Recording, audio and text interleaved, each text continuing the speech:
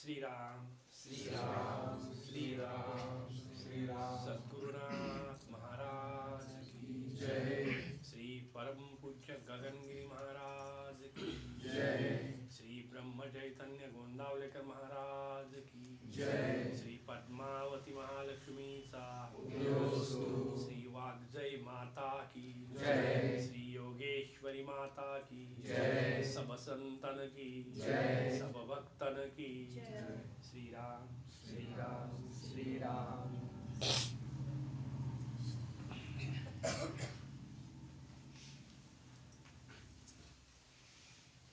आपण गेले 4 आठवडे बसतोय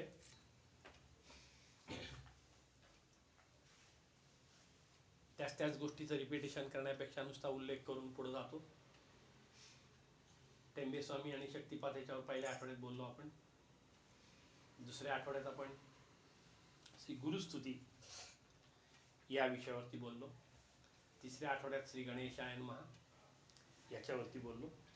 श्री सरस्वती नमः श्री गुरु चरणारविंदाभ्याम नमः याच्यावर बोललो. त्याच्यानंतर श्रीमान विष्णू महादेव आणि गणपती याच्यावर बोललो. गेल्या आठवड्यात आपण सूर्य या विषयावरती बोललो. आता आज ते वाक्य पुरं करून बोलायला सुरुवात करूया. श्रीमान विष्णू महादेव गणपती सूर्य देवी अधिरूप धारण करणारा दत्तात्रेय वस्तुतः जन्मादी रहित आहे. देशाने कालाने आणि वस्तूने ज्याचा परिच्छेद होत नाही तो सद्गुरू माझ्या हृदयी सर्वदा राहो. इथे देवी आणि आदिरूप हा जो शब्द आहे हा फार महत्वाचा आहे. देवी आणि आदिरूप हा जो शब्द आहे तो फार महत्वाचा आहे. आपण देवीबद्दल गेल्या वेळेला थोडंसं बोललो आणि नंतर थांबलो होतो. कारण देवी हा जो विषय आहे याच्यामध्ये आपण व्यवहारामध्ये आपण आजूबाजूला वातावरणात वावरताना स्त्री आणि पुरुष हे दोन पाहत असतो. पण त्यांच्या शरीराकडे पाहताना ते दोन आहेत. पण जेव्हा आपण त्यांच्या जीवाकडे पाहतो, जेव्हा आपण त्यांच्या आत्म्याकडे पाहतो, आपल्या या सत्संगाचा मूळ आत्मानंद हा विषय आहे. त्यामुळे त्यांच्या शरीराकडे पाहताना ते दोन आहेत.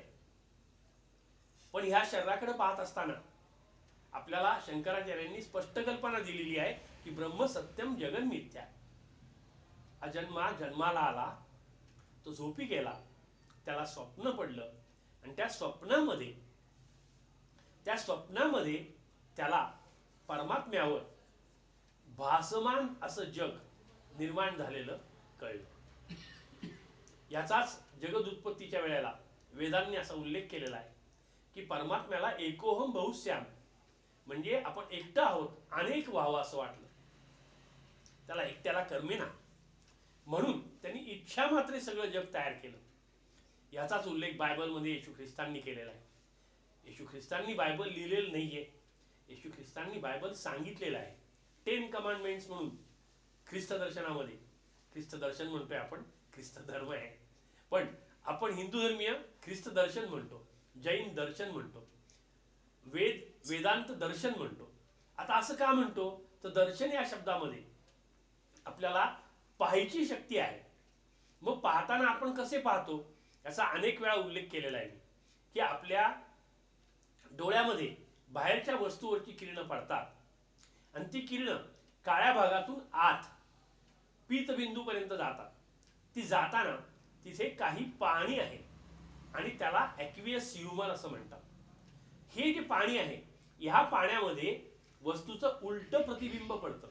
डोक्याकडचा भाग खालती पडतो आणि पायाकडचा भाग वरती पडतो. अगदी हीच ॲक्शन कॅमेऱ्यामध्ये होते. कॅमेऱ्यामध्ये उलट प्रतिबिंबच पडत असतं आणि कार्बन चोळलेली एक फिल्म असती, त्याच्यावर त्या प्रतिमा घेतल्या जातात. आता डिजिटलमुळे हे करावं लागत नाही, फिल्मची आवश्यकता पडत नाही. पण तरी सुद्धा ही जी डोळ्यातली प्रतिमा जी आहे ती पडल्यानंतर तिथे एक ऑप्थॅल्मिक नर्व नावाची एक दोऱ्यासारखा भाग आहे, तो व्हायब्रेट होतो, म्हणजेच तो कंपन शोषतो. पाण्यामध्येच ती शोषता येतात. म्हणून डोळ्यातलं जेव्हा पाणी कमी होतं तेव्हा आपलं दिसणं बंद व्हायची शक्यता असते. डोळ्यातलं पाणी वाढतं तेव्हा आपला मेंदू फुटून आपण मरायची शक्यता असते. ते नियमित कोण ठेवतं? ते नियमित कोण ठेवतं हे शास्त्राला मिळालेलं उत्तर नाहीये. ते नियमित परमात्मा ठेवतो. पाणी कुठं नाहीये. आपल्या शरीरामध्ये कानामध्ये 3 रिंग आहेत.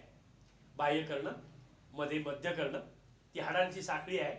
त्याच्या आतल्या बाजूला अंतरकर्ण म्हणून जो भाग आहे त्याच्यामध्ये 3 रिंग आहेत बांगडीसारख्या, आणि त्याच्यामध्ये पाणी आहे.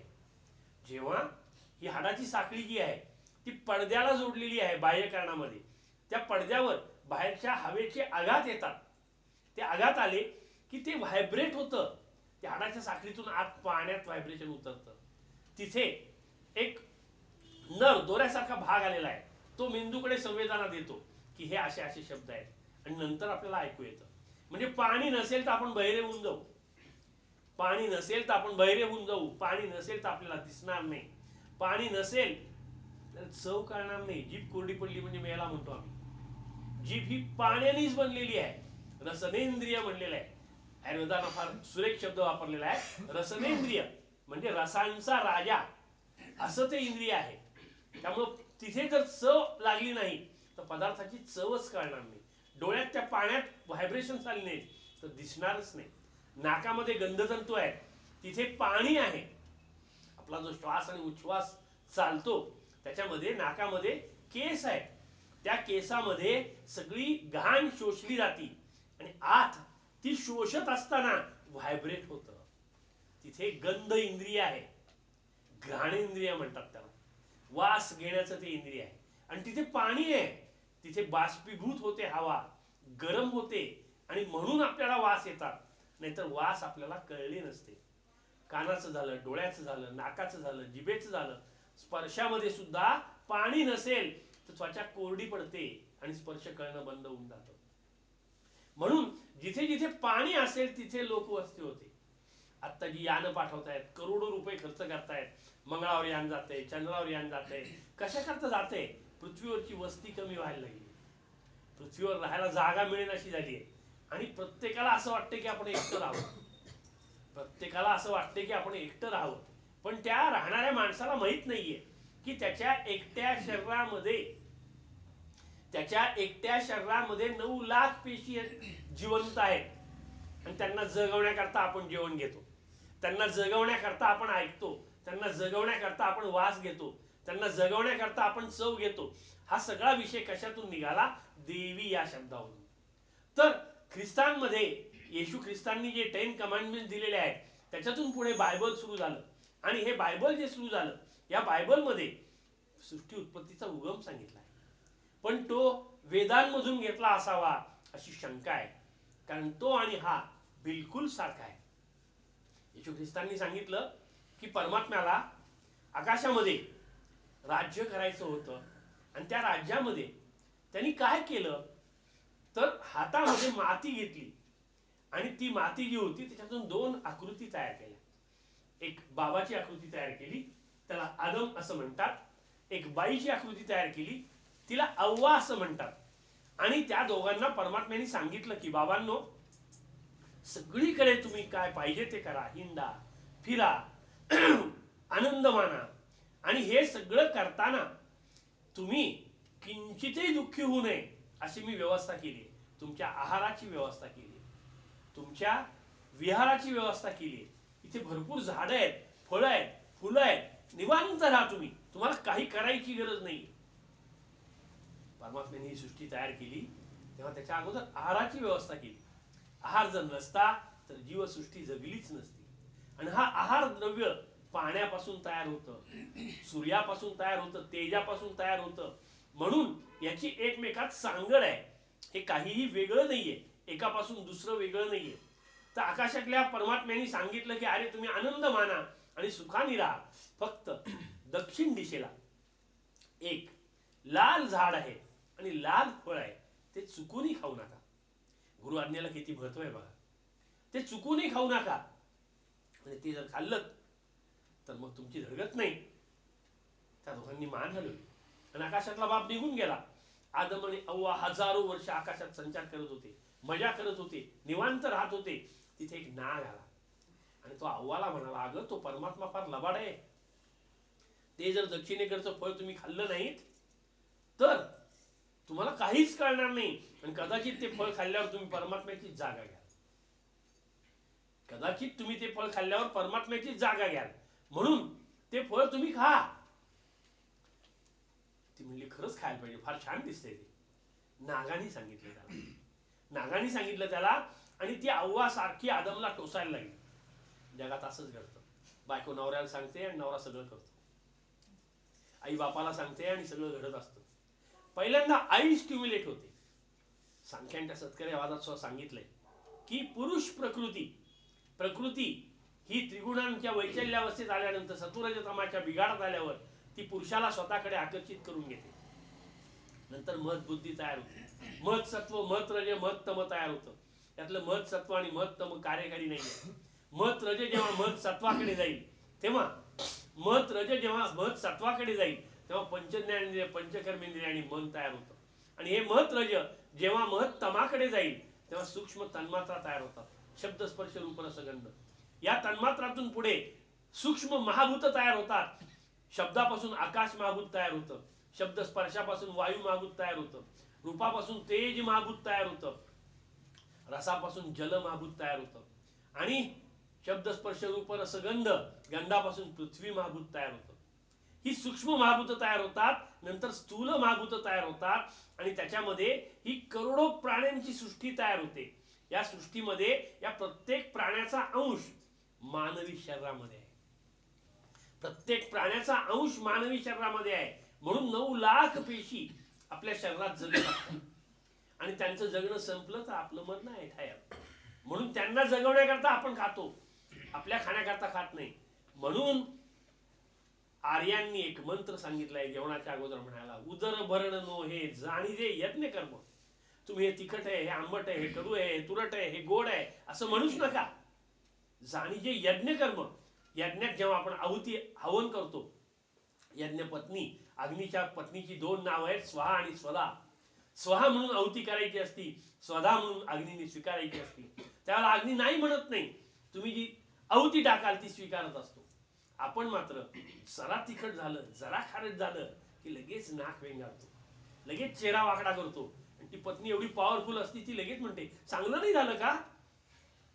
तिला इमिजिएट कळतं, तिनेच केलेलं असतं, तिला माहिती असतं सगळं, पण तरी ती विचारते चांगलं नाही झालं का. आपण म्हणतो उत्तम झालंय. उत्तम झालंय की समजावं काहीतरी कुठेतरी बिघडलंय. तर ही प्रकृती जी आहे ती पुरुषाला खेळवत असते आणि पुरुष जो आहे तो खेळत असतो. हे आदम आणि हव्वा मागं लागते आदमच्या की ते फळ तोडून आणा, मला त्याच्याशिवाय चैनच पडत नाही. शेवटी आदम तिच्याकडे एकदा पाहतो आणि म्हणतो आपल्याला बापाची आज्ञा आहे की ते खाऊ नका म्हणून, तरी म्हणतो खाच, मला ते पाहिजेच आहे काही करून.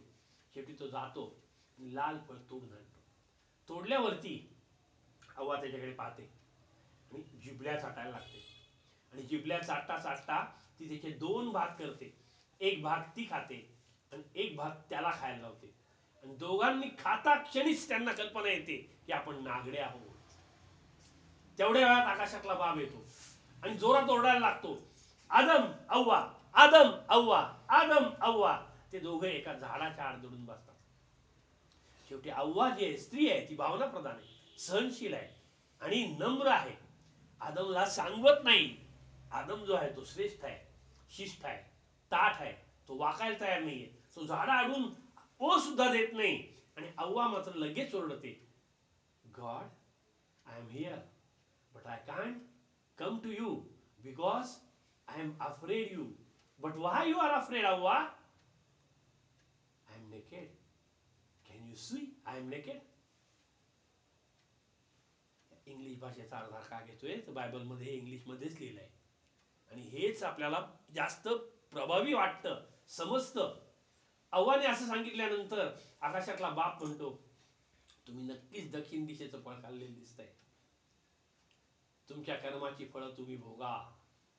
आता ती फळं आपण भोगतोय कारण आपण त्यांचे अंश आहोत. आदमपासून आदमी तयार होतो, अव्वापासून आवरत तयार होते. आणि ही पुरुष स्त्री जी आहेत ती ह्या जगात आहेत आणि ती कधीच समाधानी नाही आहेत का तर ते दक्षिण दिशेचं फळ खाल्लंय. त्या अपराधातून आपण सुटायला तयार नाही होत. ही बायबलची हे आहे. आणि मग आकाशातल्या बापांनी तरी सुद्धा पहिल्या दिवशी सगळी माणसं तयार केली, दुसऱ्या दिवशी सगळीकडे पाणी आणि हवा आणि डोंगर तयार केले. तिसऱ्या दिवशी सगळीकडे अन्न तयार केलं. चौथ्या दिवशी सगळीकडे स्त्री पुरुष एकमेकांना भेटतील अशी व्यवस्था केली. पाचव्या दिवशी जमिनीची व्यवस्था केली की ज्याच्यातून अन्न तयार होईल.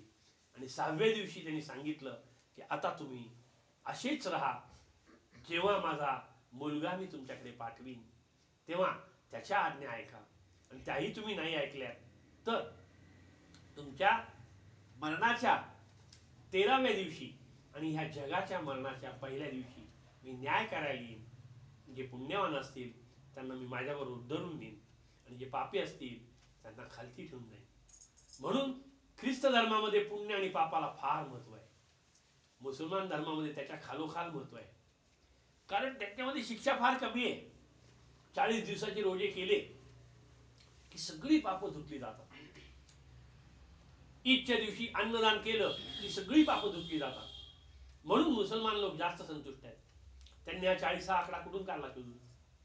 तर त्यांचं म्हणणं असं आहे की पुरलेल्या माणसाच्या 40व्या दिवशी हाड सोडलं तर सगळं जमिनीत मिसळून जातं.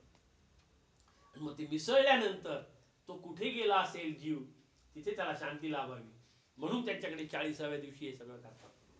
आणि ते पुरलं जर तर जमिनीत झाडं नाहीशी होतील, झाडांमध्ये रोगराई पसरेल. म्हणून हिंदू धर्माने फार पूर्वीपासून आर्यांनी सांगितलंय की प्रेत जाळा, जेव्हा जीव जाईल तेव्हा ते जाळून टाका, राख वाहत्या पाण्यात सोडून द्या, हाडं विसर्जन करा आणि त्या जीवाला 13व्या दिवशी सगळ्या तुमच्या आशा इच्छा आकांक्षा याच्यापासून बाजूला करून टाका आणि 14व्या दिवशी उदकचंत करा आणि तुमच्या घरात शांती नांदू देत. तो माणूस परत तुमच्याकडे येणार नाही, पण तो माणूस त्याची कर्म भोगतच राहील. म्हणून त्याला त्यांनी देवामध्ये सामावून घेतलंय. म्हणून मेलेला माणूस जो आहे तो पितर आहे, हलक्या प्रतीची दैवत आहे, पितर आहे. आणि तो पितर आपल्याला त्रास देऊ शकतो आणि तो पितर आपल्याला आशीर्वाद पण देऊ शकतो. तो पितर आपल्याला संतुष्ट पण करू शकतो. म्हणून हिंदू धर्माने वर्षामध्ये जी तुमच्या भाद्रपद महिन्यातली शेवटची आवस म्हणून तिथी आहे, त्याला सर्वपित्री आवस असं म्हणतात. त्या दिवशी सगळी पित्र संतुष्ट होतात, सगळ्यांना जेवायला घालता येतं आणि एकाच दिवसात सगळ्यांची श्राद्ध होतात. ती श्राद्धतीत केली नाही तरी सुद्धा हे करावं असा पित्रांकरता सांगितलेला संदेश आहे. ही पित्र ही देवातच आहेत. पहिल्या दिवशीच्या सत्संगामध्ये मी सांगितलं होतं देव किती आहेत, तर देव असंख्य आहेत. इंद्र, वरुण, सूर्य, चंद्र हे सगळे देव आहेत. आणि या देवांमध्ये ब्रह्मा विष्णू महेश जे आहेत ते जगत चालकत्व, पालकत्व आणि संवारत्व हे सांभाळणारे आहेत. आणि ह्या देवांच्या वरती परमात्मा आहे. ह्या परमात्म्याच्या खाली काहीही नाहीये, परमात्म्याच्या वरती काहीही नाहीये. पण हा परमात्मा सगळ्यांचा न्याय करत असतो, सगळ्यांच्या कर्माचा हिशेब करत असतो. म्हणून यामध्ये देवी जे आहे ते स्त्रीरूप देवता आहे. पुरुषाला जेव्हा पुरुष देवतेकडून समाधान होत नाही तेव्हा त्यांनी स्त्रीरूप देवता मानली. हे कसं झालं तर मगाशी मी तुम्हाला सांगत होतो की अजन्मा जन्माला आला, तो झोपला, त्याला स्वप्न पडलं आणि त्या स्वप्नामध्ये ही सगळी सृष्टी तयार झाली. म्हणून त्याला स्वप्नोपनिषद असं एक उपनिषद आहे, त्याच्यात हा सगळा उल्लेख आहे. आणि हे स्वप्नोपनिषद आहे त्याच्यानुसार हे स्वप्न आहे म्हणून हे खरं नाही. हे खरं का नाहीये तर हे स्वप्न आहे. आपल्याला स्वप्नात जे जे दिसेल ते आपण खरं मानतो का, तर आपण म्हणतो लगेच अरे हे स्वप्न होतं. पण किती स्वप्नात गोष्टी घडतात, प्रचंड गोष्टी घडतात. आपल्याला जे काही माहीत नाहीये ते सुद्धा स्वप्नात घडून येतं. म्हणून स्वप्नाला अर्थ आहे. मग हे जे स्वप्न आहे या स्वप्नाला का अर्थ आहे तर हे स्वप्न आपल्या मनातून तयार झाले. आणि मन हे एक द्रव्य आहे. पहिल्या दिवशीच्या सत्संगात मी सांगितलं होतं मन काय काय करतं, मन काय काय करत नाही आणि ह्या मनाची व्याप्ती किती आहे. आणि हे जे मन आहे हे सगळं जग साठवतं. म्हणून जेव्हा आपल्याला प्रश्न पडतो की चांगली शरीर असताना सुद्धा मुलबाळ का होत नाही, जमीन उत्तम आहे पण पीक का येत नाही, पैसे भरपूर आहेत पॅरालिसिस झालंय खाता येत नाही, पैसे भरपूर आहेत पण कामधंदा खूप आहे वेळच होत नाहीये, पैसेच नाहीयेत खायला अन्न नाहीये, सगळं जग जे आहे ते दुःखाने भरलेलं आहे. आणि या दुःखामध्ये उपाय काही नाहीये. या दुःखातून जर मुक्ती पाहिजे असेल तर ते पेंटच्या प्रवचनात जे सांगितलेलं आहे, समीपमुक्ती, स्वरूपमुक्ती, सलोपमुक्ती आणि सायुज्य मुक्ती, हाच त्याच्यावरचा उपाय आहे की आपण परमात्म रूपात मिसळून गेलो की इथे आपण संतुष्ट होऊन जाऊ, इथे आपल्याला शांती मिळेल. म्हणून जेव्हा माणसाने कल्पनेमध्ये हे खरं नसताना सुद्धा प्रार्थना केली तेव्हा त्याच्यासमोर ती दैवत येऊन उभी राहिली. सगळ्यात पहिल्यांदा अगदी हलक्या प्रतीची दैवत उभी राहतात. म्हणून ध्यान करताना गुरु सानिध्य असताना ध्यान करावं, नाहीतर आपण फुसफुस करायला लागतो आणि ते फुसफुस जर शांत नाही झालं तर त्याच्यातून काहीतरी निर्माण होऊ शकतं. हे समजावून सांगण्याकरता त्या ध्यान करणाऱ्या माणसाला मी बोलवलं होतं, पण तो 6च्या ऐवजी 7:30ला आला. मी काही बांधील नाही त्याला बोलायला, त्यामुळे मी त्याच्याशी काहीच बोललो नाही. पण आता विषय निघाला म्हणून त्याची शंका फेडून टाकली की त्याच्यातून त्याला बाजूला करणं गरजेचं आहे, ते माझं कर्तव्य आहे. म्हणून ध्यान करताना आपण काय केलं पाहिजे, तर आपण जेव्हा ध्यान करतो तेव्हा आपण आपलं देहभान विसरलं पाहिजे. आपण आपल्या शारीर भानातून बाजूला व्हायला पाहिजे. त्याच्याकरता एक साधी सोपी शरीर स्वस्थ असणारी अवस्था तयार करून घ्यायची आपल्याला.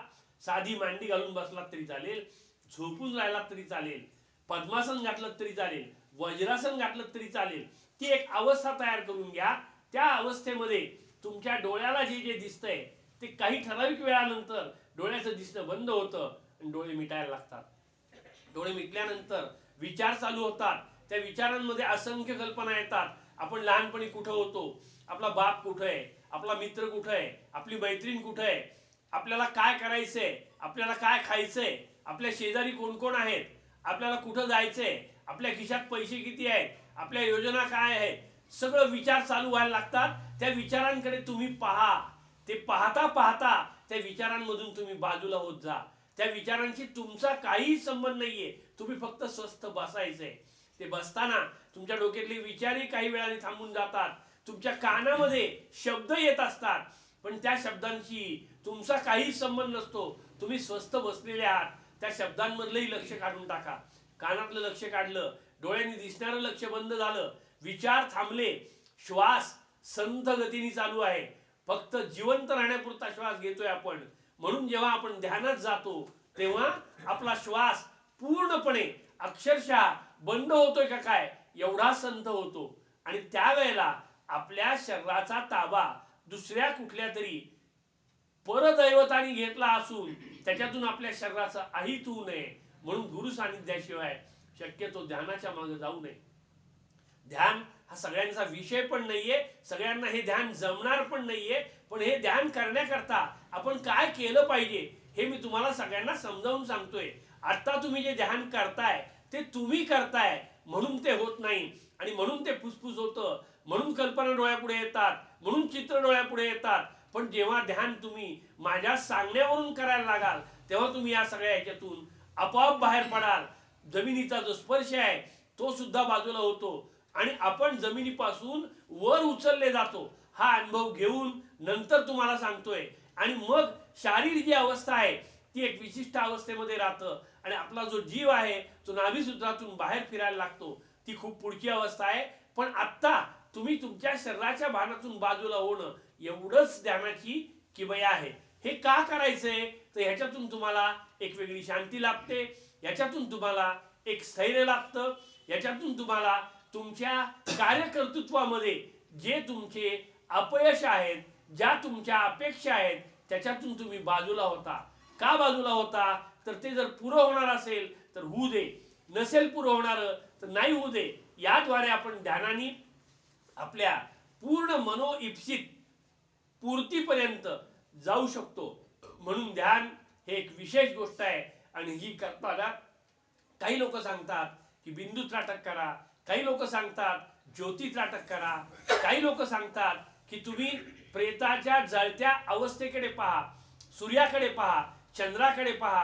पण हे सगळं करताना तुम्ही जर काहीतरी करत राहिलात तर तुमचं मन जे आहे ते गुंतून पडेल आणि तुम्ही शरीरापासून बाजूला जाणार नाही. जोपर्यंत तुम्ही शरीरापासून बाजूला जात नाही तोपर्यंत ध्यान नाही. आणि ही जी देवी नावाची शक्ती जी आहे ती तुम्हाला ध्यानामध्ये गुंतवून ठेवायला अत्यंत उत्सुक आहे. का, तर परमात्म्याला त्याच्यापर्यंत कोणीही यावं असं वाटत नाहीये. का वाटत नाहीये, तर तुम्ही येताना तुमच्या ज्या इच्छा आहेत त्या संपणं आवश्यक आहे. तुमच्या ज्या मर्यादा आहेत त्या तुम्हाला कळायला पाहिजेत, आणि नंतर तुम्ही जर परमात्म्यापाशी गेलात तर तुम्ही संपून जाता. मागच्या वेळच्या सत्संगात मी पक्ष्याची गोष्ट सांगितलेली होती की तो पक्षी खालचा आणि वरचा दोन उड्या मारतो, तिसऱ्या उडीला तो वरच्या पक्षापाशी जातो आणि त्याच्या लक्षात येतं की तो आणि आपण एकच आहोत. ही ध्यानाची समाप्ती आहे, ही जपाची समाप्ती आहे, ही जीवाची समाप्ती आहे. तिथपर्यंत जाणं हा आपला उद्देश आहे, त्याकरता आपण बसतोय. मग ही देवी म्हणजे काय आहे, तर ह्या देवीची उत्पत्ती काय आहे ते मी मागच्या वेळेला सांगितलं होतं की एक राक्षस होता. तो राक्षस म्हशीशी एकत्र आला आणि त्याच्यातून निर्माण झाला तो महिषासूर. आणि तो जो महिषासूर होता तो सगळीकडे माजून राहिलेला होता. चंद्र सूर्याचे अधिकार त्यांनी घेतले होते, इंद्राचा अधिकार घेतला होता, अष्टदिक्पालांचं काम तो करत होता. ही सगळी सृष्टी पृथ्वी त्याच्या ताब्यात होती आणि देवही काही करू शकत नव्हते, अशी अवस्था आली होती. तेव्हा सगळे देव जे आहेत ते देव हिमालय पर्वतामध्ये उत्तर दिशेला हिमालयाच्या पायथ्याशी एकत्र आले. तिथे एक तलाव होता, त्या तलावापाशी बसून त्यांनी आईची प्रार्थना केली आणि त्या प्रार्थनेनंतर ती प्रकट झाली. ती प्रकट झाली हा शब्द मी म्हणतोय याचा अर्थ ती आहेच, ती नाहीये अशी जागा नाहीये. मग ती कशी प्रकट झाली, तर ती प्रकट होताना शंकरांच्या तोंडातून एक तेज शलाका बाहेर आली, विष्णूंच्या तोंडातून एक तेज शलाका बाहेर आली, इंद्राच्या तोंडातून एक तेज शलाका बाहेर आली, आणि हे सगळं तेज एकवटून जी एक स्त्री तयार झाली ती देवी आहे, ती महादेवी आहे, ती जगदंबा आहे, ती महाअंबा आहे, ती महामाया आहे. आणि ही जी देवी आहे ही देवी देवांना सुद्धा निर्माण करू शकते, एवढी महान आहे. आणि ही जी देवी आहे ही देवीच आपली सर्व कर्तुम अकर्तुम शक्ती आहे. म्हणून काही वेळेला विष्णू एखादी गोष्ट आपल्याला देऊ शकणार नाही, पण देवी देऊ शकणार नाही अशी गोष्टच नाहीये.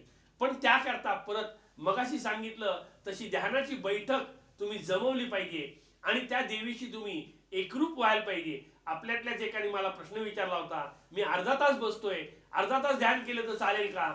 मी त्याला म्हटलं नंतर सांगेन. पण हे प्रश्न शक्यतो ज्याला विचारायचे त्यांनी एकट्याने एकत्र येऊन एकट्याने विचारावेत. 4 जणांमध्ये ह्या प्रश्नाचा उहापोह करू नये अशी माझी वैयक्तिक तुम्हाला सगळ्यांना विनंती आहे. कारण तुम्ही जेव्हा म्हणता की मी अर्धा तास बसतो तेव्हा तोच मूर्खपणा आहे. तुम्ही अर्धा तास बसता हाच मूर्खपणा आहे, कारण तुम्ही अर्धा तास ध्यानात जाऊच शकत नाही. ही तुमची आजची अवस्था आहे. तुम्ही अर्धा मिनिट त्या अर्ध्या तासातले फक्त ईश्वरी शक्तीशी मिसळलेले असता, बाकीचा सगळा वेळ तुमचा चिंतनात विचारात ह्याच्यात गेलेला असतो आणि त्यामुळे तुम्हाला श्रमच होतात. ध्यानानंतर तुमची विश्राम अवस्था यायला पाहिजे, तुम्हाला कुठलीही अपेक्षा संपायला पाहिजे, तुमचे विचार संपायला पाहिजेत, तुम्ही कुठल्याही गोष्टीत अडकून पडायला नाही पाहिजे, तर ते ध्यान झालं. आणि जर ध्यानानंतर आपल्याला पर्वत दिसले, डोंगर दिसले, पाणी दिसलं तर त्या तुमच्या मनाच्या कल्पना आहेत, बाकी काहीही नाहीये. आणि हे तुम्ही जोपर्यंत स्वीकारत नाही, गुरु आज्ञा म्हणून माझ्या पाया पडत नाही, तोपर्यंत तुम्हाला हे मला सांगायला भीती वाटत नाही. पण तुमचा 4 माणसात अपमान झाला तर तुम्ही त्याचा संकोच बाळगता उपयोगी नाही, त्याची स्थिती बाळगता उपयोगी नाही. कारण मी हे बोलतोय ते माझ्या स्वार्थाकरता नाही, तुम्हाला खऱ्या ध्यानामध्ये जाऊन पोचावं, तुम्हाला खरी शांती मिळावी, म्हणून तुम्ही त्या पर्वतात, नदीत, वासात अडकू नये. जेव्हा आपण ध्यान करतो तेव्हा ज्या कल्पना आपल्या डोळ्यापुढे येत असतात त्याच्यामध्ये तुम्ही अडकलं नाही पाहिजे आणि त्याच्यातून तुम्ही बाहेर पडलं पाहिजे, याला ध्यान असं म्हणतात. हे ध्यान हा देवीचा विषय आहे, म्हणून या देवीतून हे सगळं तुम्हाला सांगितलं. या देवीची उत्पत्ती कशी झाली ती सांगितली. आणि ही उत्पत्ती होत असताना देवी निर्माण झालेली नाहीये, देवी प्रकट झालेली आहे. देव प्रकट होतात म्हणजे ते असतातच, ते नसतात असं नाही, ते इथे आहेतच, ते नाहीये अशी जागा नाही. अखिल निखिल 14 ब्रह्मांडामध्ये सगळे देव भरून राहिलेले आहेत. त्या देवांना पाहायला आपली नजर जी आहे ती अशक्त आहे, आपले डोळे जे आहेत ते अशक्त आहेत, आपले कान जे आहेत ते अशक्त आहेत. पण या ध्यानातून मी स्वतः इथे बसून अमेरिकेत काय आहे ते पाहिलेलं आहे, अमेरिकेत काय चाललंय ते ऐकलेलं आहे, अमेरिकेतला संवाद इथे बसून मी ऐकलेला आहे. मग मी जर ऐकतोय तर तुम्ही त्या अवस्थेपर्यंत जावं ही माझी इच्छा आहे. म्हणून मी तुम्हाला सांगितलेलं तुम्ही जर ऐकलं तर तुम्ही नक्की तिथपर्यंत जाऊन पोहोचणार आहात. आणि त्याकरता तुम्ही रोजची 10ची ध्यानाची बैठक करावी, 5चं ध्यान करावं, सकाळचं ध्यान करावं, रात्रीचं ध्यान करावं. म्हणजे तुम्हाला या सगळ्यातून एक प्रकारची शांती मिळू शकेल आणि त्या शांतीमध्ये तुम्हाला एक तृप्ती येईल आणि त्या तृप्तीतून तुम्ही बाहेरच येणार नाही. तृप्तीची तृप्ती ज्याला म्हणतात ती तृप्ती आहे, ती देणारी फक्त देवीच आहे. देव ती करू शकत नाही. का तर त्या देवाला मर्यादा आहे, देवाला काही नियम आहेत, देवीलाही नियम आहेत. पण देवीनीच या देवांना निर्माण केलेलं असल्यामुळे तिच्याजवळ हे बेलगाम कर्तृत्व आहे.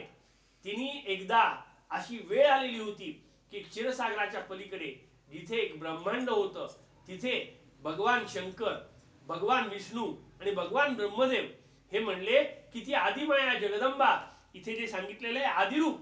आदिरूप म्हणजे काय, तर ही जी आदिमाया जगदंबा जी भवानी आहे तिला कशी आहे ती पाहायला जाऊया.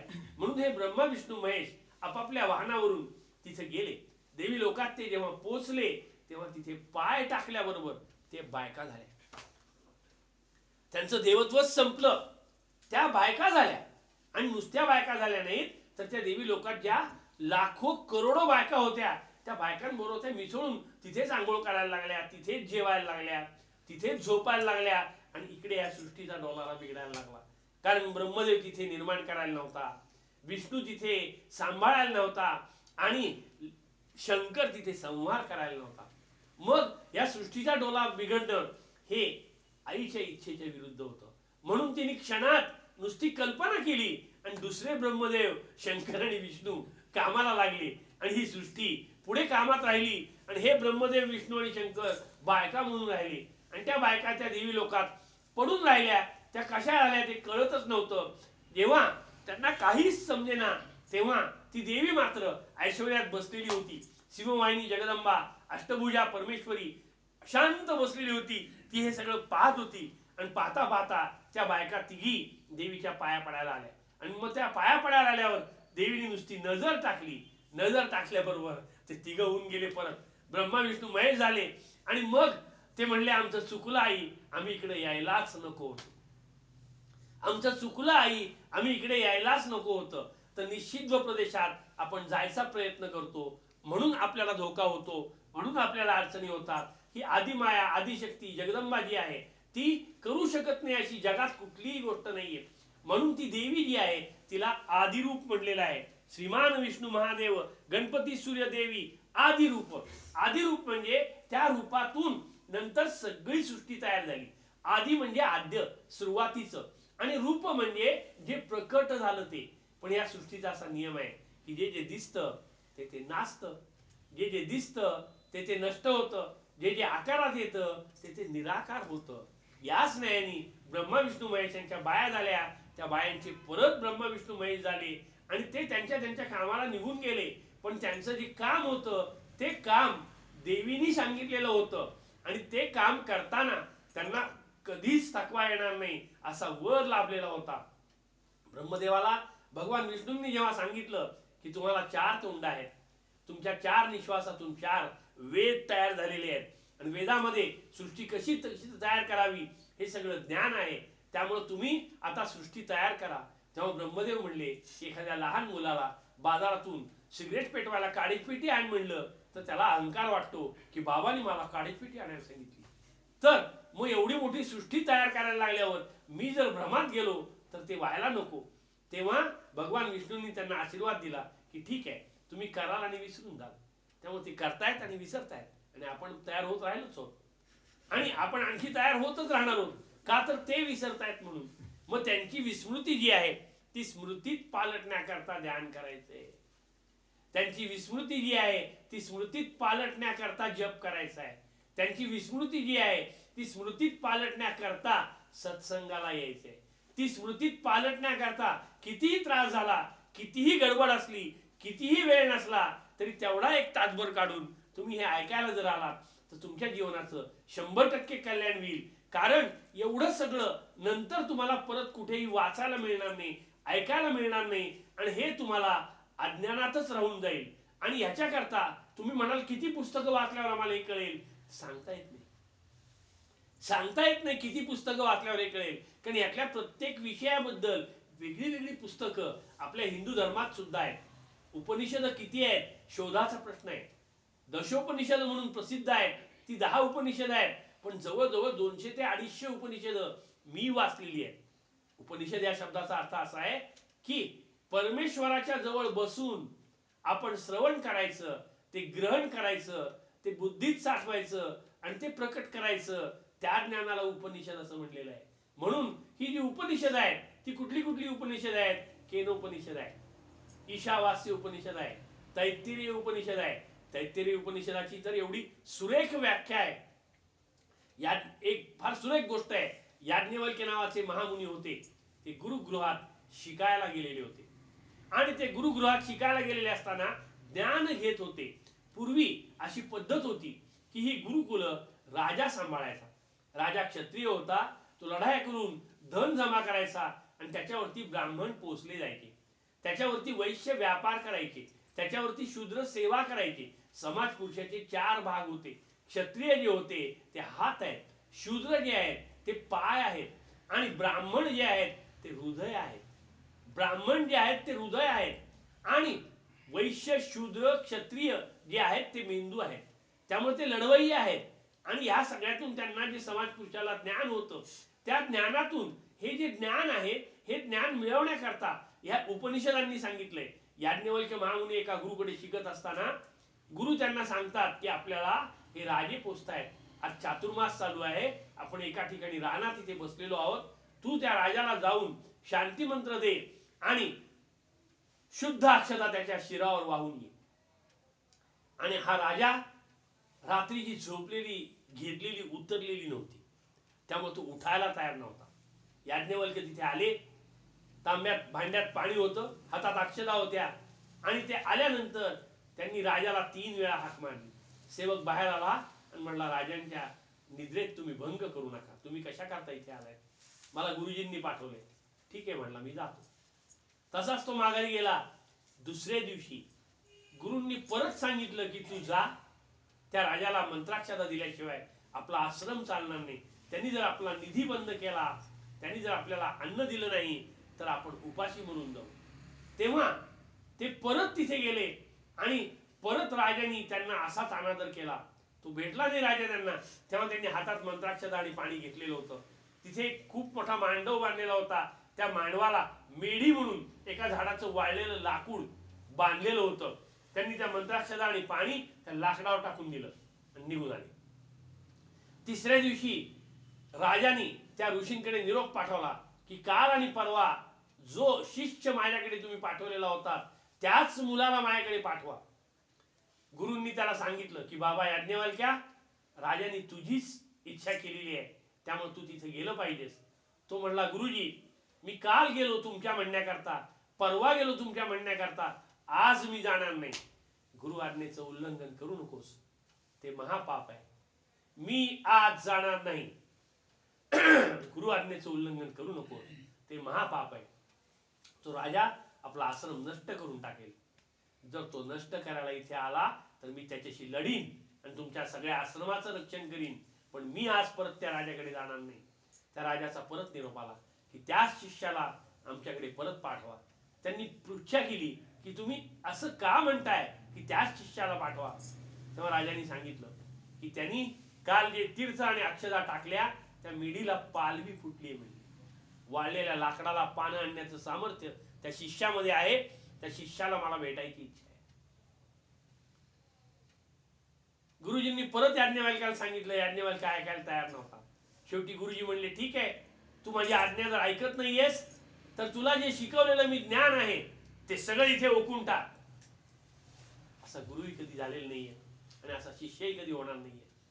त्यांनी हातात आचमनाकरता पाणी घेतलं आणि ते पाणी प्राशन केलं. आकाशाकडे पाहिलं, म्हटला गुरुजी, जोरात खालती ओकला तो. आणि तो ओकला तेव्हा आजूबाजूच्या 100 फूट जागेत त्याची ओकारी पसरलेली होती आणि त्या ओकारीच्या पाण्याला सुगंध येत होता, त्याला घाण वास नव्हता. आणि तिथे उत्तर दिशेकडून हजारो तित्तीर पक्षी आले आणि त्यांनी सगळी ती उलटी खाऊन टाकली आणि परत उडत निघून गेले. ते जे तित्तीर पक्षी आहेत त्यांच्या मुखातून जे ज्ञान बाहेर पडलं ते तैत्तिरीय उपनिषद. अशी प्रत्येक उपनिषदाला एक वेगळी व्याख्या आहे, असं ज्ञान त्यात भरलेलं आहे. आणि आज तुम्ही उपनिषद झालेले आहात, तुम्ही माझ्या इथे बसून हे सगळं ऐकताय. त्यामुळे हे ज्ञान जे आहे ते एक वेगळं पेंडसे उपनिषद झालेलं आहे. आणि ते उपनिषद तुम्ही उगच वाया घालवू नये एवढीच माझी तुम्हाला एक विनंती आहे. कोणालाही कारण नसताना हे सांगू नका की आम्ही डॉक्टरांकडे गेलो आणि हे ऐकलं आणि त्यांनी असं असं आम्हाला सांगितलं. गरज नाहीये काही, तुम्ही तुमचं ऐका, तुमचं तुम्ही भलं करून घ्या. तर ती देवीची इच्छा आहे म्हणून तुम्हाला मी हे सगळं सांगतोय, माझ्या इच्छेने सांगत नाहीये. तर ते आदिरूप आहे.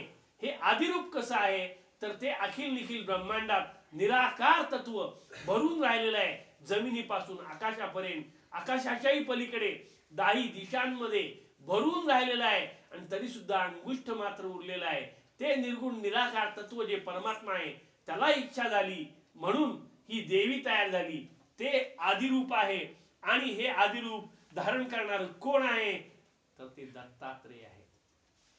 हे दत्त म्हणजे काय आहे हे मी तुम्हाला मागच्या वेळेला सांगितलं होतं की मी 2001 साली गुरुचरित्राचं पारायण केलं. गुरुचरित्राचं पारायण करताना असा एक संकेत आहे की आपण जर सगळी पथ्य पाळली तर गुरुचरित्रात जेव्हा रात्री तुम्ही झोपता तेव्हा श्वान संदेश ऐकू येतात आणि त्याद्वारे दत्त आपल्याला ज्ञान देतात. तुम्ही माहूरगडला जा, गिरनारला जा, गाणगापूरला जा, पिठापूरला जा, तिथं दत्त आहेत असं नाही. दत्त तुमच्या हृदयात आहेत. दत्त तिथं नाही आहेत असं माझं म्हणणं नाहीये. दत्त तिथे आहेतच, पण तिथपर्यंत जाण्याऐवजी तुमच्या हृदयात तुम्ही नुसतं असं वाकून पाहिलं तर तुम्हाला दत्त दिसतील. कारण दत्त या शब्दाची व्याख्या अशी आहे की जो अचानक येतो, तो जो अचानक येतो तो दत्त आहे. आणि मग हा दत्त काय आहे तर मी सगळी बंधनं जेव्हा पहिल्यांदा पाळता येत नव्हती तेव्हा माझ्या आईने सांगितलं म्हणून गुरुचरित्र वाचन बंद केलेलं होतं. आणि नंतर 2001 साली मी सगळी बंधनं पाळायचं ठरवलं आणि गुरुचरित्राचं पारायण चालू केलं. काय बंधन आहेत त्याची तर गावाची वेस ओलांडायची नाही. मग का त्यांनी असं बंधन का टाकलंय की तुम्ही गावाची वेस ओलांडू नये. तर गावाची वेस ओलांडल्यानंतर तुम्ही दुसऱ्या गावी जाता आणि तुमच्या ज्ञानाला मर्यादा येतात. म्हणून ते गुरुचरित्रातलं जे ज्ञान तुम्ही साठवलेलं आहे ते नाहीसं होऊ नये म्हणून गावाची वेस ओलांडायची नाही. म्हणून गावातच तुम्ही राहा, गावाची वेस ओलांडू नका. दुसरं त्यांनी सांगितलंय की चर्मपादुका पायात घालू नका, चामड्याच्या चपला पायात घालू नका. का तर चामडं हे निश्चित आहे. चामडं तयार करण्याकरता काय करावं लागतं, प्राणी मारावा लागतो. मारलेल्या प्राण्याची हाडं उपसून काढायला लागतात, मांस उपसून काढायला लागतं. कातडं जे आहे ते 10-10 दिवस पाण्यात भिजवून ठेवायला लागतं. हातोडीने ते सारखं धोपटावं लागतं, चोपटावं लागतं. तेव्हा ते चामडं कमवलं जातं. चामडं कमवणं म्हणजे काय तर ते मऊ होतं आणि मग ते मऊ झालं की त्याला आपण वेगळा आकार जो देऊ त्या आकाराची चप्पल आपल्याला तयार होते. आणि आपण मात्र अभ्यंकरची कोल्हापूरची चप्पल आहे, 800 रुपये द्या आणि घेऊन जा असं म्हणून आपण ती घेतो. पण ते चप्पलचे चामडं जे आहे ते कमवायला किती त्रास आहे ते तुम्ही लक्षात घ्या. आणि मग ते कमावलेल्या चामड्यापासून ती जी चप्पल येते ती चप्पलेला पादरक्षा नाव आहे. आज आपल्याला पादरक्षा नाव माहीत पण नाहीये. हे पादरक्षा म्हणजे काय तर आपल्या पावलांचं संरक्षण करणारी ती चमड्याची चप्पल आहे. आज बहुतेक लोक चमड्याची चप्पल वापरतच नाही. पीव्हीसीची वापरतात, दुसरी वापरतात का तर स्वस्त मिळती, महाग मिळती, याची नक्षी चांगली आहे, ती या रंगाची आहे, मॅचिंगची आहे, अमकं आहे तमकं आहे. पण तुम्ही तुमच्या स्वतःला जर विचार केलात तर ती पादरक्षा काय आहे तर या पद्धतीने चमडं कमवलेलं आहे. मग इथे एका प्राण्याचा घात झालेला आहे म्हणून चामड्याची चप्पल गुरुचरित्र वाचताना वापरू नका. हा झाला आध्यात्मिक अर्थ. दुसरा शास्त्रीय अर्थ असा आहे की तुम्ही पायानी चालताना पृथ्वीवरती काही चुंबकीय आणि वैद्युत मंडल आत पृथ्वीमध्ये वास करत असतात. गुरुचरित्र वाचताना तुमचं अख्खं शरीर उत्तेजित प्रेरित झालेलं असतं. तुमच्या शरीरामध्ये एक वेगळी विद्युत ताकद तयार झालेली असती. तुमच्या वाचेमध्ये ताकद तयार झालेली असती, तुमच्या नजरेमध्ये ताकद तयार झालेली असती, तुमच्या स्पर्शामध्ये ताकद तयार झालेली असते. आणि मग अशी ही निर्माण झालेली ताकद जी आहे ती जर जमिनीत रोजच घालवत गेलात तुम्ही तर त्याचा काहीच उपयोग नाही. म्हणून ते चामडं जे आहे ते विद्युत निरोधक आहे, म्हणून ते तुम्ही वापरू नका. कारण पृथ्वीतून ती येणारी जी शक्ती आहे ती डायरेक्ट कुंडलिनी शक्तीतून तुमच्या सुषुम्ना नाडीतून सहस्त्रार चक्रापर्यंत यावी ही इच्छा आहे. म्हणून तुम्ही चामड्याची चप्पल गुरुचैत्र वाचताना घालू नका, वेस ओलांडू नका. दुसरं त्यांनी सांगितलंय, दाढी वाढली असेल तर श्मश्रू करू नका. का सांगितलं असेल हे, तर दाढी करण्याकरता तुम्हाला न्हाव्याकडे जावं लागेल. आणि न्हावी हा जगातला सगळ्यात महान वाईट प्राणी आहे, कारण तो काय डोक्यात घालेल तुमच्या त्यावेळेला हे सांगता येत नाही. त्यामुळे तुम्ही गुरुचैत्र, मला एका डॉक्टरनी सांगितलं होतं की डॉक्टर दवाखाना कशाला बंद करता, तुम्ही एसटीत जाता येता का नाही गुरुचैत्र वाचत. असं तुमच्या डोक्यात जर काहीतरी आलं तर त्याच्यातून तुमच्या गुरुचैत्राचं आणि तुमचं सगळ्याच नुकसान होईल. ते होऊ नये म्हणून तुम्हाला गुरुचैत्र वाचताना दाढी करू नका म्हणून सांगितलंय. तिसरं त्यांनी सांगितलंय की तुम्ही फलाहार करा, रात्री फक्त दूध पिऊन तुम्ही झोपा. आणि असं का सांगितलंय, तर तुम्ही जर पोटभर जेवलात आणि झोपलात मड्यासारखे पडलात तर तुम्हाला श्वान संदेश नाही, दत्त संदेश सुद्धा कळणार नाही. म्हणून तुम्ही आहार जो आहे तो मिताहार असणं गरजेचं आहे. म्हणून गुरुचैत्र वाचनाच्या काळात तुम्ही आहार असं करा. दुसरं त्यांनी सांगितलंय, परान्न सेवन करू नका. दुसऱ्याच्या घरातलं जे जेवण आहे ते त्याच्या विचारांनी भारलेलं असतं, आणि ते विचारांनी भारलेलं जेवण आपल्या जर पोटात गेलं तर आपल्या पोटात ते विकार तयार करू शकतं. विकार म्हणजे टीबी झाला तर औषधांनी बरा होईल, डायबिटीज झाला तर औषधं घेतल्यावर कंट्रोल होईल, दुसरा एखादा रोग झाला तर तो बरा करता येईल. पण मानसिक विकार तयार होतात, ती सगळी भूतं तुमच्या डोक्यात जातात आणि तुमच्या डोक्याचा गोविंदा करून टाकतात. म्हणून तुम्ही परान्न घेऊ नका, वेस ओलांडू नका, दाढी करू नका, कपडे अत्यंत साधे सहज घालता येतील असे घाला, सोळं नेसून गुरुचैत्र वाचा. आणि गुरुचैत्र वाचून झाल्यानंतर शक्यतो वेदादी नियम राखा. आणि तुम्ही फक्त सत्संगतीत राहा, तुम्ही कुठलाही अतिरेक करू नका. म्हणून मी आड्डा पोथ्या काढतो आणि त्या सतत वाचतच बसतो, त्यामुळे आपोआपच पेशंट येत नाहीत, त्यामुळे काही करावं लागत नाही, विचार बाजूला पसरत नाहीत, शक्ती बाहेर जात नाही. त्या 7 दिवसात पूर्ण साठवलेली शक्ती वर्षभर परत वापरता येते. आणि नंतर त्यांनी सांगितलंय की तुम्ही घोंगडीवरती झोपा. घोंगडी जी आहे ती एक वेगळी विद्युत चुंबकीय वादळ तयार करणारी आहे, म्हणून तुम्हाला त्यांनी घोंगडीवर झोपायला सांगितलंय. घोंगडी कशी तयार करतात हे तुम्हाला माहित नाहीये, बऱ्याच लोकांना माहित नसेल. चला, माहित नाही असं समजून तुम्ही ऐका, परत मी सांगतो तुम्हाला की जी शेळी मेंढी आहे, बकरी आहे, त्या बकरीची अंगावर वाढलेली लोकर कापून काढतात.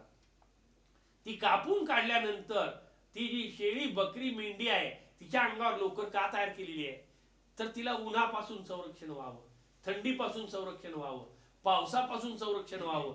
पण माणूस हा भयानक प्राणी तिचं संरक्षणच करतो, कापून खाऊन टाकतो तिला. आणि वरची जी लोकर आहे ती काढून घेतो, आणि त्याच्यानंतर ती जी लोकर आहे त्याचे सूत तयार करायला सांगितलंय, आणि ते चिंचुक्याच्या पाण्यामध्ये महिनाभर भिजवायला सांगितलंय.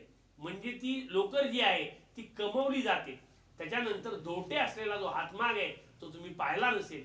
हातमाग म्हणजे काय आहे, तर एक चक्र असतं आणि त्या चक्राला पुढे पट्ट्या जोडलेल्या असतात. त्या पट्ट्याच्या खालती एक बारीक चक्र असतं, त्या चक्रातून ते लोकरीचे पेळू एक एक धागा उलगडत जात असतो, आणि तो जोरात हाताने मारून हलवायचा असतो. त्यामुळे तो धागा वरवर वरवर येतो आणि लांब लचक गोंगडी तयार होते. आणि जर गिरायकाला सांगितलं 650 रुपये बापूंनी, तर गिरायक म्हणता 200 रुपयाला का नाही देत तुम्ही. ती करताना किती वैताग आहे पहा. ती आणायला विजापूरला जावं लागतं, ती आणखी नवीनच भानगड आहे, का तर इथं आता कोणी तयारच करत नाही. तर ही घोंगडी का तयार करत नाहीत, घोंगडी तयार करणं टिकलं पाहिजे, का तर घोंगडीमध्ये जे विद्युत चुंबकीय वादळ आहे ते वादळ आपल्याला आपोआप एनर्जी देतं. म्हणून त्यांनी घोंगडीवर झोपायला सांगितलंय. आणि झोपताना त्यांनी सांगितलंय की उजव्या कुशीवर तुम्ही झोपा आणि डावा कान वर करा, म्हणजे तुम्हाला श्वान संदेश ऐकू येतील. त्यावेळेला मी झोपताना माझ्या डोक्यात आलं की अरे, कुत्र्याच्या तोंडून दत्तांचा आवाज का ऐकायचा, दत्तच का नाही बोलणार माझ्याशी. शी म्हणेपर्यंत ते दत्त तिथं त्या पायरीवर येऊन बसले. आणि पायरीवर येऊन बसल्यानंतर मी त्यांच्याकडे पाहत होतो. मी पूर्ण झोपेत होतो असंही म्हणता येत नाही, कारण अर्धाच सेकंद झोपून झालेला होता. आणि मी वर पाहत होतो, ते 6 हात दिसत होते, कमंडलू दिसत होता, चक्र दिसत होतं, तांब्या दिसत होता, त्रिशूळ दिसत होता, कमळ दिसत होतं, आणि जपमाळ दिसत होती. ते दत्त महाराज 3 तोंडाचे पायरीवर येऊन बसले आणि मी त्यांच्याकडे पाहता पाहता माझ्या मनात सहज विचार आला की अरे आम्हाला एक तोंड सांभाळण्याकरता दिवसभर दवाखाना करायला लागतो, तुम्ही 3-3 तोंड कशी सांभाळत असाल. बघता बघता ती 3 तोंड नाहीशी झाली आणि एकमुखी दत्त तयार झाले. आणि नंतर ते किती वेळ माझ्याशी बोलतायत हे मला कळत नव्हतं, पण मी जेव्हा सकाळी उठलो 6 वाजता तेव्हा ते दत्त तिथे नव्हते आणि मी रात्रभर झोपलेलो नव्हतो. हे जे भान आहे हे श्वान संदेश आहे, हे दत्त ध्यान आहे. असं निर्भान होऊन तुम्ही जर ध्यान केलं तर तुम्हाला आपोआप आनंद मिळेल आणि तुमच्या शरीराची जी अवस्था आहे त्याच्यातून तुम्ही बाहेर पडाल. पण त्याकरता तुम्ही हे सगळं गुरुमुखातून श्रवण करायला पाहिजे आणि तुम्हाला ते समजायला पाहिजे. 1-2 मिनिटं.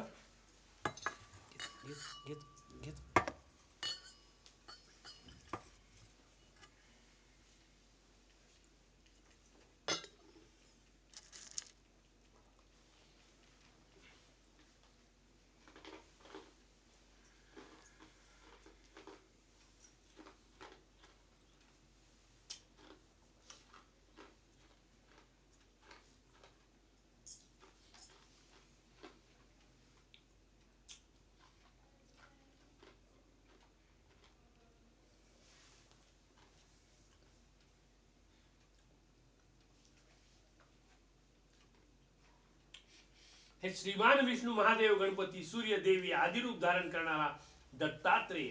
हे दत्तात्रेयांना दत्तात्रेय का म्हणतात.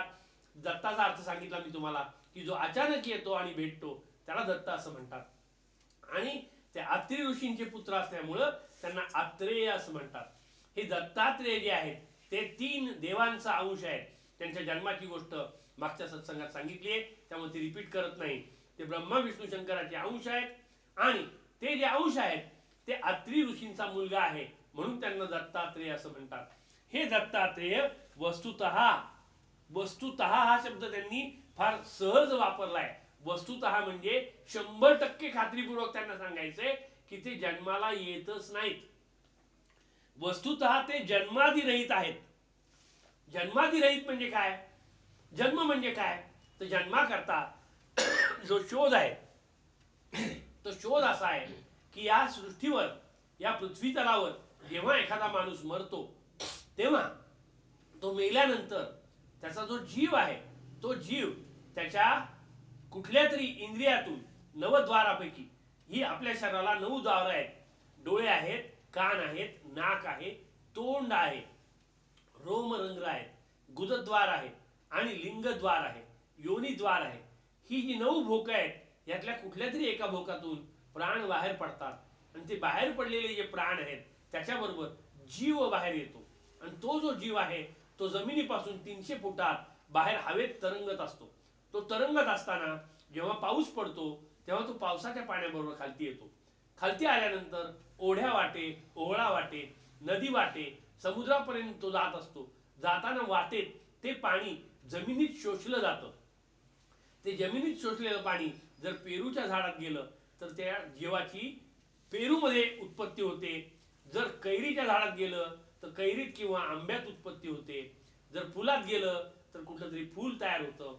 आणि या क्रमाने आपल्याला 84 लक्ष योनीतून फिरावं लागतं. त्याचं कारण आपलं जे कर्म आहे त्या कर्मानुसार ही प्रत्येक योनी आहे. आणि ह्या योनीमध्ये जे आपले जन्म आहेत त्या प्रत्येक जन्मामध्ये आपल्याला जी जी काही कर्म आणि कर्मानुबंधी माणसं आहेत ती सगळी भेटतात. ती आपल्याशी बोलतात, ती आपल्याला कार्यकर्तृत्व देतात, ती व्यवहार करतात. आणि हे जे व्यवहार आहेत हे व्यवहार जन्मापासून होतात. आणि मग हे पेरूचं फळ जर आहे ते बैलांनी खाल्लं तर बैल किंवा गाय होते. जर म्हशीनी खाल्लं तर म्हैस किंवा रेडा होते. पोपटाने खाल्लं तर पोपट होतो. आणि हे जे स्वेदज, जरायुज, अंडज अशा 4 योनी सांगितलेल्या आहेत. स्वेदज म्हणजे घामातून किडे तयार होतात, उवालिखा तयार होतात. अंडज म्हणजे अंड फोडून कोंबडी वगैरे जी तयार होते ती. पोपट वगैरे कबूतर वगैरे जे तयार होतात ते. स्वेदज, अंडज, जरायुज. जरायुज म्हणजे शरीरातून योनी मार्गाने जे बाहेर येतात ते. तर अशा हे जे 4 योनी आहेत या चतुर योनीतून हे जीव जन्माला येतात आणि हे जन्माला येऊन आपली आपली कर्म करत असतात. हे करता करता आपलं जेव्हा पाप आणि पुण्य समान होईल त्या जीवाचं, तेव्हा आपल्याला मनुष्य जन्म येतो. आणि ह्या मनुष्य जन्मामध्ये देवाने सगळ्या प्राण्यांपेक्षा जास्त बुद्धी नावाचं एक इंद्रिय या माणसाला दिलेलं आहे, की त्या बुद्धीनी त्यांनी हे समजून घ्यावं की हे ज्ञान आहे, याद्वारे आपण आता परत पतित होता उपयोगी नाही, आपण आता परत घाणीत जाता उपयोगी नाही, आपण आता परत त्या स्त्री योनीमध्ये अडकायला नाही पाहिजे. आणि मग काय केलं पाहिजे, तर आपला हा जो जन्म जो आहे तो संपवायला पाहिजे. आणि मग हे जे जन्म आहे ते संपवण्याकरता आपण जन्मादिरहित दैवत जे आहे दत्तात्रय, त्यांची सेवा करायला पाहिजे. म्हणजे ते जर जन्माला आलेले नाहीत तर आपला जन्म ते रोखू शकतात. म्हणून हे दत्तात्रय जे आहेत त्यांच्याशी जर आपण संवाद साधला तर आपल्याला काहीही कमी पडत नाही. पण असं प्रत्येकच देवतेच्या बाबतीत प्रत्येक जणच म्हणत असतो. म्हणून जे दत्तोपासक आहेत ते म्हणतील दत्तामुळं, जे देवी उपासक आहेत ते म्हणतील देवीमुळं, जे वाग्देव उपासक आहेत ते म्हणतील वाग्देमुळं, जे शंकर उपासक आहेत शैव आहेत ते म्हणतील शंकरामुळं, जे नाथपंथी आहेत ते म्हणतील नाथांमुळं. त्यामुळे या वादात न अडकता आपण आपलं जे मन आहे भरकटून न देता डॉक्टर पेन्से जे सांगतात ते ऐकावं, खऱ्या अर्थाने शरण जावं आणि ते काय म्हणतील ते स्वीकारावं, ज्याद्वारे तुमचा उद्धरेत आत्मा आत्मानम हा गीतेचा जो संदेश आहे तो स्वीकारता येईल. म्हणून टेंबे स्वामींनी या पहिल्या वाक्यात सांगितलंय की श्रीमान विष्णू महादेव गणपती सूर्यदेवी आदी रूप धारण करणारा दत्तात्रय. म्हणजे मागच्या वेळेला जे मी तुम्हाला श्रीमानचं वर्णन केलं, विष्णूचं वर्णन केलं, महादेवाचं वर्णन केलं, गणपतीचं वर्णन केलं, सूर्याचं वर्णन केलं, देवीचं वर्णन केलं, हे सगळे दत्त आहेत. हे सगळे दत्त आहेत. दत्तांशिवाय वेगळे हे काही नाहीये. आणि हे जन्मादिरहित आहे, यांना जन्मच नाहीये. हा जन्माचा क्रम आता जो मगाशी तुम्हाला सांगितला या क्रमामध्ये दत्त अडकत नाहीत. मग दत्त काय करतात, तर दत्त प्रकट होतात. कुठे प्रकट होतात, जो भक्त त्यांची प्रार्थना करेल त्याच्या हृदयात ते प्रकट होतात, त्याच्या समोर ते प्रकट होतात. या दत्तांबद्दल माणिक प्रभूंची एक गोष्ट आहे. माणिक प्रभूंच्या बरोबर दोन शिष्य होते आणि ते शिष्य त्यांच्या बरोबर चालले होते. चालताना ते माणिक प्रभूंच्या पाया पडले. ते म्हणले, का हो तुम्ही दत्तांना पाहिलंय का? ते म्हणले, हो, मला दत्त रोज भेटतात. रोज भेटतात. मग आम्हाला दाखवाल का? हो, दाखवीन ना. म्हणले, तुम्ही माझ्याबरोबर राहा, दत्त आले की मी तुम्हाला दाखवतो. आणि नंतर ते रस्त्याने चालता चालता चालता एका ठिकाणी एक मलंग आला, एक मुसलमान फकीर आला. उघडा बंब होता, त्यांनी लुंगी गुंडाळलेली होती, दाढी खुरटी वाढवलेली होती, मिशा अर्धवट वाढलेल्या होत्या, डोक्याला टक्कल होतं, कानाला भोक होती आणि गळ्यावरती एक साधं फडकं होतं. तो मलंग बाबा जो होता त्याच्याबरोबर एक गाय होती आणि त्याच्याकडे एक चिमटा होता आणि समोर काही लाकडं पेटलेली होती. त्यांनी समोर जेव्हा माणिक प्रभू आले तेव्हा तो चिमटा जो होता तो गायीच्या पोटात घातला आणि दुसरा चिमटा घालून त्यांनी त्या गायीच्या पोटातलं मांस ओढून काढलं, ते स्वच्छ केलं आणि ते त्या आगीवर टाकलं. आगीवर टाकल्यानंतर शेजारी एक झाड होतं, त्या झाडाची 3 पानं त्यांनी खोडून काढली आणि त्या 3 पानावर ते भाजून मांस त्या पानावरती टाकलं. त्या पानावरती मांस टाकल्यानंतर जे माणिक प्रभूंच्या बरोबर 2 माणसं होती ती म्हणली, हा खूपच भयानक दिसतोय, हा गाईला मारतोय आणि गाईला मारून हा खातोय. म्हणून त्यांना फार किळस आली आणि ते मान वळून बाजूला उभे राहिले. आणि या मलंगाने मात्र मांसाचा गोळे 3 भाजून पानात टाकलेले होते. नंतर त्या मलंगाने नुसती खून केली तेव्हा माणिक प्रभू आले आणि त्यांनी एक पान उचललं, थोडा गोळा त्यांनी त्या मलंगाच्या तोंडात टाकला आणि थोडा स्वतः खाल्ला. मग तर या दोघांच्या तळपायच्या मस्तकाला गेली, ही गाय मारून मांस खातायत, काय म्हणावं यांना. आणि तेवढ्या वेळात तो मलंग, गाय, अग्नी, लाकूड सगळं तिथलं अदृश्य झालं. आणि मग माणिक प्रभूंच्याकडे ते तोंडाने पाहायला लागले आणि म्हणले, काय हो, तुम्हाला प्रभू म्हणतात लोक आणि तुम्ही मांस खाताय. ते म्हणले, कुठं मी मांस खाल्लं? अहो, खोटं काय बोलताय, आमच्या डोळ्या देखत तुम्ही मांसाचा गोळा खाल्ला आणि त्या मुसलमानाला पण भरवला आणि तुम्ही म्हणताय मांस नाही खात. ते म्हणले, कुठं आहे मांस? अहो, आमच्याही पानावर वाढलं होतं की, बघा की. म्हणले, ते पान उघडल्याबरोबर आत गुलाबाची फुलं होती. ते म्हणले, दत्त महाराज आले होते, तुम्ही म्हणलात ना दत्तांना पाहायचे म्हणून. हो पण म्हणले आता आम्हाला परत दत्त दर्शन घडवा. एकदा होतं ते परत परत होत नाही. म्हणून पेंटचं प्रवचन 3 वेळा चुकलं तर 4थ्या वेळेला तरी माणूस ऐकायला आलं. एकदा होतं ते परत होत नाही, म्हणून काहीतरी करून आपण हे ऐकायला द्यायला पाहिजे, हे सोडायला नाही द्यायला पाहिजे. नाहीतर काय त्याला सोमवारी ऐकायला मिळते, कशाला जायचं आणखी एवढ्या लांब, 60-70 मैल 200 मैल, पैसे जातील, परत दुकान बंद राहील, अमकं होईल तमकं होईल. असं म्हणलं तर काहीच ऐकायला मिळणार नाही. कारण जे ऐकायला मिळेल ते ज्ञान आहे आणि ते परत मिळणार नाहीये. म्हणून तुम्ही धंदे सोडून या असं माझं म्हणणं नाही, पण थोडं धंद्याकडे आता तरी दुर्लक्ष करा. कारण तुम्ही जेवढं लक्ष देणार आहात तेवढा धंदा वाढत जाणार आहे. कारण धन देतो तो धंदा, तो वाढतच राहणार आहे, तो कधीच संपणार नाहीये. आणि तो कधी संपेल, तुमच्या मनातून तो संपेल तेव्हा. आणि मनातून तुमच्या कधीच संपणार नाही. कारण भोग तृष्णा आहे, ती कधी तृप्त होत नाही, ती वाढतच राहते. किती भोग आहे त्याला मर्यादा नाहीये. म्हणून दत्त कसे आहेत, जन्मादिरहित आहेत. जन्म घेतला की आकारात आलं, आकारात आलं की निराकारात जायला पाहिजे. आणि आपल्याला जर निराकार स्वरूप व्हायचं असेल तर आपण 4 मुक्ती ज्या सांगितलेल्या आहेत, समीप मुक्ती, सलोप मुक्ती, स्वरूप मुक्ती आणि सायुज्य मुक्ती, या साधल्याच पाहिजेत. हरिपाठामध्ये ज्ञानेश्वरांनी फार सुरेख सांगितलंय, देवाची द्वारी बसा क्षणभरी, तेने मुक्ती 4 साधी येल्या. मग ह्या 4 मुक्ती फक्त देवाच्या दारात बसल्यावर कसं मिळतात, याच्यावरच मी 2001 साली सत्संग चालू केलेला आहे. त्या 20 कॅसेट विक्रीला आहेत, त्या घ्या आणि ऐका. त्यावेळेला त्याची किंमत 600 रुपये होती, आजही मी त्या 600 रुपयातच देणार आहे. कारण मला त्या 600 रुपयातच द्यायला परवडत आहे. आज काही मी त्याची किंमत वाढवलेली नाहीये. पण त्याच्याकरता कॅसेट टेप रेकॉर्डर मिळणार नाही. त्यामुळे निखिल किंवा व्यंगच्या पाया पडायला लागेल की हे तुम्ही मला सीडीत बांधून द्या किंवा पेनड्राईव्ह मध्ये घालून द्या. मग तो पेनड्राईव्ह लावण्याकरता विजयच्या पाया पडायला लागेल, अरे गाडीत ते पेनड्राईव्ह लावतोस का रे बाबा. मग त्यांनी लावल्यानंतर ते ऐकता येईल, कारण इथं घरात कुठं पेनड्राईव्ह लावायची सोय नाही. म्हणून मग हे तुम्ही केलं तर ते ऐकता येणार आहे, आणि ऐकलं तर त्याच्यातून किती माहिती मिळणार आहे ती सांगता येत नाहीये. तर आपल्याला आजच्या ह्याच्यामध्ये श्रीमान विष्णू महादेव गणपती सूर्यदेवी आदी रूप धारण करणारा दत्तात्रय वस्तुतः जन्मादिरहित आहे. ह्या आहे या शब्दाची फार मोठी व्याप्ती आहे. या आहे मध्ये नाही शब्द नाहीये, नव्हता शब्द नाहीये, होता शब्द नाहीये. म्हणून तो कालरहित आहे, काळाने बांधलेला नाहीये. आपण काळात बांधलेलो आहोत, आपण काळात बांधलेलो आहोत. आपल्याला ठराविक वेळ आहे, मर्यादा आहे. त्यामुळं तुम्ही आता म्हणणार पटकन जेवायला घाला, आम्ही जातो घरी, आम्हाला उद्योग आहे, आम्ही गाडी चालवतो, आम्ही झोपत नाही, आम्ही धडकत नाही, तुम्ही काय काळजी करू नका. तुमचा अंगाला लावला म्हणजे आमच्यात भरपूर ताकद येते आणि आम्ही जातो आता. पटपट जेवायला घाला, आम्हाला जायचंय, लई वेळ तुम्ही बोर केलेत, पण अजून 1-2 मिनिटं करणारच आहे तुम्हाला. का तर हा जो काळ आहे, हा काळ जेव्हा समजेल तेव्हा आपल्याला कालादिरहित दत्त कसे आहेत हे समजेल. तो जो काळ आहे, हा काळ सूर्याच्या उगवण्यामुळं आणि मावळण्यामुळं आपल्याला समजतो. आणि सूर्य वास्तविक पाहता उगवतच नाही आणि मावळतच नाही.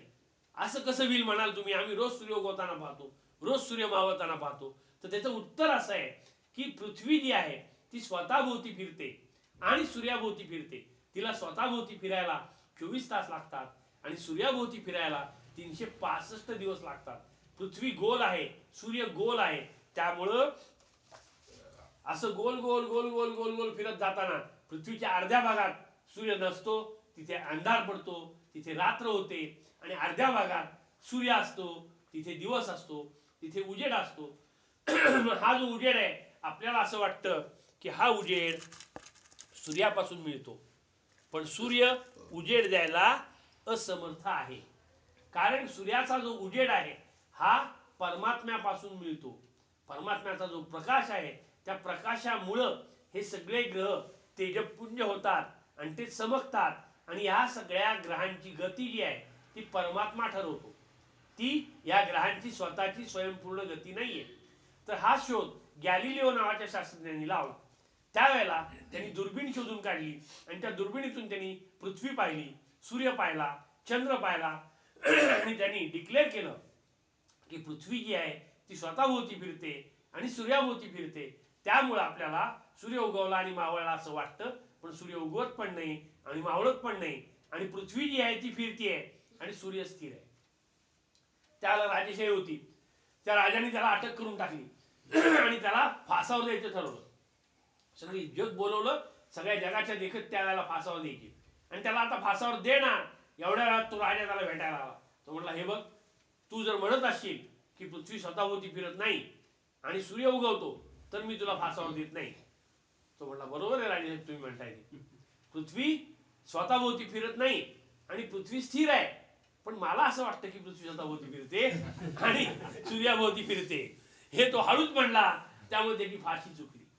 राजेशाहीमध्ये एकदा न्याय दिला की दिला, पण त्या दिल्यामध्ये जेव्हा तुम्ही स्वतःशी प्रामाणिक राहता तेव्हा याच्यातून सगळ्यातून सुटू शकता. त्यामुळे ही काळाची जी सत्ता आहे, ती सत्ता जी आहे ती सूर्याच्या नाही तर पृथ्वीच्या फिरण्यामुळे आहे. आणि ह्या पृथ्वीच्या फिरण्यामुळे पृथ्वीला गुरुत्वाकर्षण आहे, दक्षिण ध्रुव आहे, उत्तर ध्रुव आहे, चुंबकीय वादळ आहेत, सौर वादळ आहेत आणि वैश्विक वादळ आहेत. ही सगळी विश्वशक्तीमधून, परमात्म्यामधून तयार होतात. आणि जर आपल्याला जर कुठला फायदा पाहिजे असेल तात्कालिक, तर फक्त विश्वात्म्याचं स्मरण केलं, आत्मदर्शनाची वाटचाल केली, तर आपण ह्या काळाच्या पलीकडे जाऊ शकू. आणि जेव्हा आपण काळाच्या पलीकडे जाऊ तेव्हा आपल्याला मृत्यूच नसेल. तेव्हा आपल्याला मृत्यूच नसेल. कसा?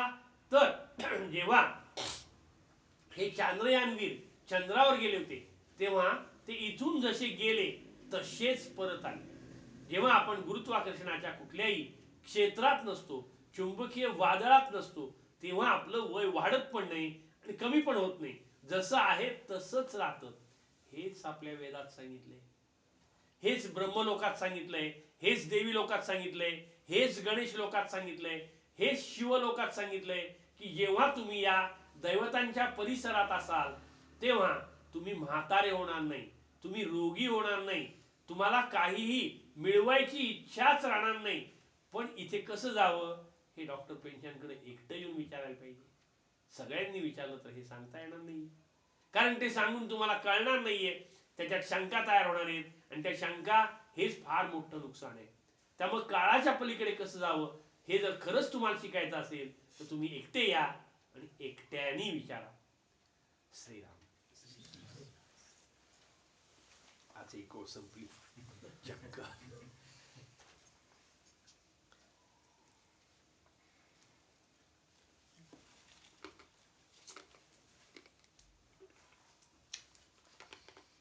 म्हणून आला ना,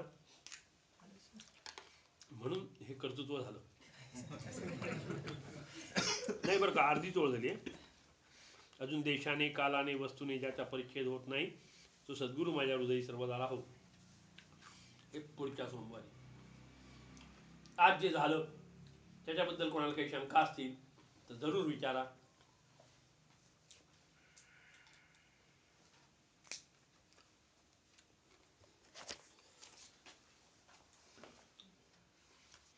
श्रीमान विष्णू महादेव गणपती सूर्यदेवी आदी रूप धारण करणारा दत्तात्रेय वस्तुतः जन्मादिरहित आहे.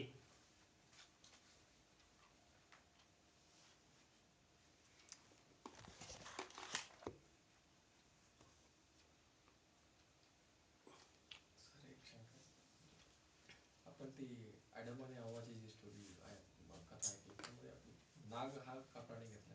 नागच का? ख्रिस्तांना विचार पाहिजे.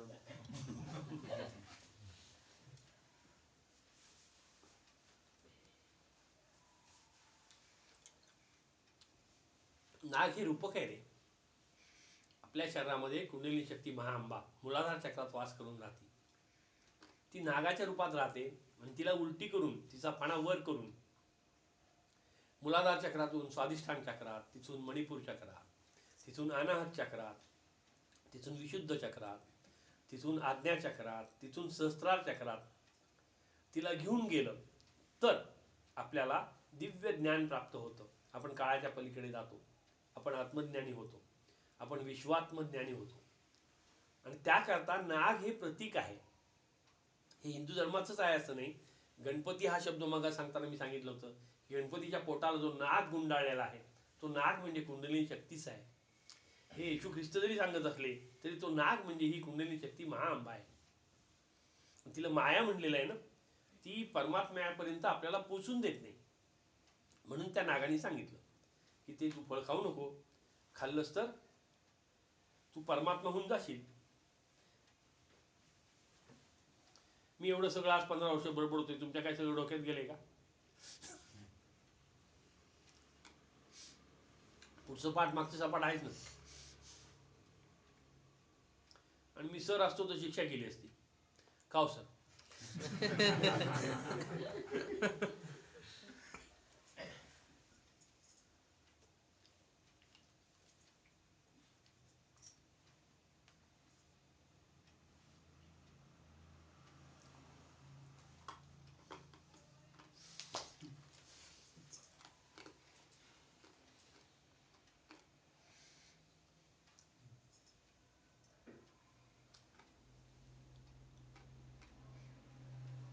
नाहीये शंका काही, आपण ध्यान करूया.